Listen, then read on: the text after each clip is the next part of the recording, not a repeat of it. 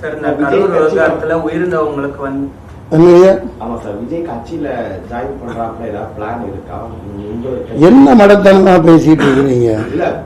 நான் தம்பி நான் தான் இப்ப பேசிட்டு இருக்கேன்ல, என்ன கேக்குறீங்க? என்ன பண்றது? இந்த சப்போர்ட் ஒட்டுமொத்த மக்களே சப்போர்ட் இருக்குல்ல, அப்புறம் நான் என்ன பண்றது? சொல்லு தம்பி. சார் இந்த கரூர் விவகாரத்துல 41 பேர் விழுந்திருக்காங்க.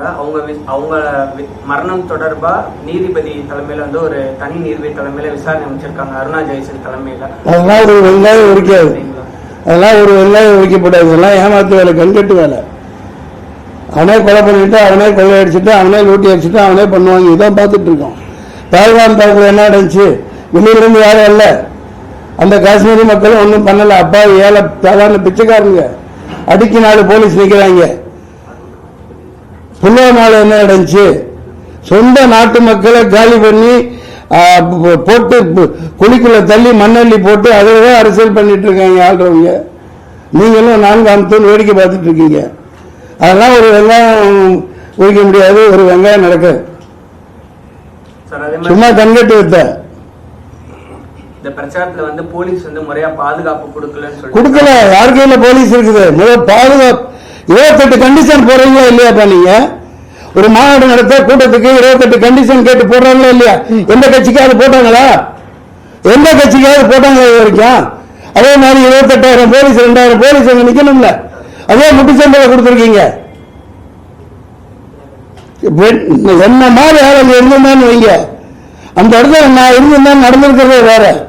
99 இப்படிதான் நான் நின்று தேனியில பயங்கர கலவரத்தை உண்டாக்குனாங்க. ஜீப்பை கவுத்து விட்டாங்க, கரும்பு காட்டுக்கு தீ வச்சுட்டாங்க. இறங்கி குளிச்சு ஓடி போய் ஆளுங்களோட ஜீப்பை நிப்பாட்டி வச்சேன், கலெக்டர் ஜீப்பு.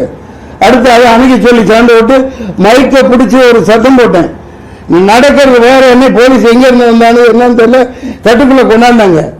கொஞ்சம் தவிர என்ன ஆணையம் போட்டு குளிக்குள்ள ஏறி மூடி சமத்துவ ஜனகனை பாடிருப்பாங்க. இது அரசியலா? கேவலமா இல்ல? அயோக்கியத்தான அரசியல் பண்ணிட்டு இருக்காங்க, ஏமாத்திட்டு இருக்கீங்க.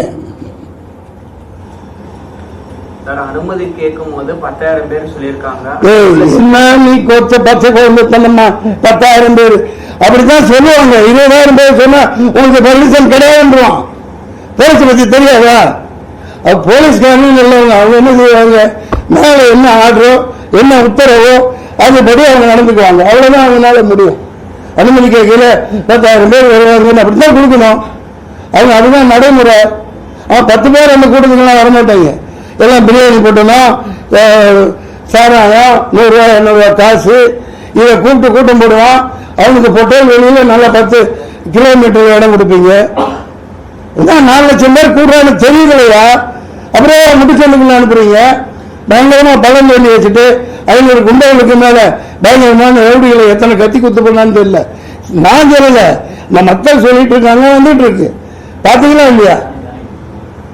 பயங்கரமான ரவுடி ராஜ்யம். ஏன்னா என்ன உள்ள அன்னைக்கே உடனே போஸ்ட்மார்ட்டம் பண்ணி உடனே போச்சு முடிச்சாச்சு. ஏன்னா அப்படி வச்சிருந்தா எங்க குத்துப்பட்டிருக்கு என்னென்ன நடந்திருக்குன்னு தெரிஞ்சான். Shame on this politics. Sir Vijay அவர்களை பார்க்க தான் மக்கள் ஒரு கூட்டம் வந்துச்சு. அப்புறம் என்ன ஒன்னையும் பார்க்க வந்தது? சார் 41 உயிர் போயிருக்கு.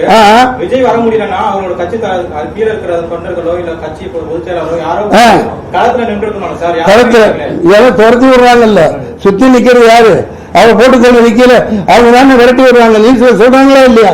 கிளம்புங்க நீங்க நிக்காதீங்க அப்படின்னு பேர் பண்ணி அனுப்பிச்சிட்டு இந்த மாதிரி சம்பந்தம் இல்லாம கேள்வி கேட்கறீங்களே. அவங்க புதிய கட்சி என்ன மாதிரி ஆள் இருந்ததுன்னா அதுக்கு பருப்பு எடுக்க சரியான ஆளை இறக்கி இருப்பாங்க. அந்த மாதிரி ஓடிகள் உங்கள்கிட்ட இல்ல. அங்க இருந்து அடியாங்க சொல்றீங்களா? மக்கள் தீர்த்து கட்டிட்டாங்க. அதாவது ஒரு பாதுகாப்பு வளையத்தில் இருக்காப்லையா இல்லையா? அதையும் நோக்கித்தானே இது நடந்திருக்குது. புதுசா சரி வரட்டும் பாரு, நாங்க பெரும் பலம் பிடிக்குதானே நின்று சமாளி. இந்த மாதிரி சொந்த மக்களை ஏன் சொல்ற? சொந்த மக்களை பக்கத்து தெருவில் வாழ்றாங்க அந்த ஊர்க்காரனை கொண்டுட்டு வேஷம் போட்டு தெரியுது. வெக்கமா இல்லை உங்களுக்கு? இந்த மரணம் வந்து யாருமே எதிர்பார்க்காததான். என்ன எதிர்பார்த்தாது? யாரு எதிர்பார்த்து? விஜய் எதிர்பார்த்திருக்க மாட்டாப்ல, கோவத்தனமா மக்கள் எதிர்பார்த்திருக்க மாட்டாங்க. விஜய் அண்ணா பார்க்கணும் அப்படின்னு போட்டு வந்து நிக்கிறாங்க. ஆனா இது எதிர்பார்த்து திட்டமிட்டு சதி தீட்டம் தீட்டப்பட்டு வாட்ஸ்அப்ல வருது, சாயந்தரம் சம்பவம் நடக்கும்னு போட்டிருக்காங்கல்ல. சரி சார். கேட்டுட்டு இருக்கீங்க. சார், தண்ணி இந்த மாதிரி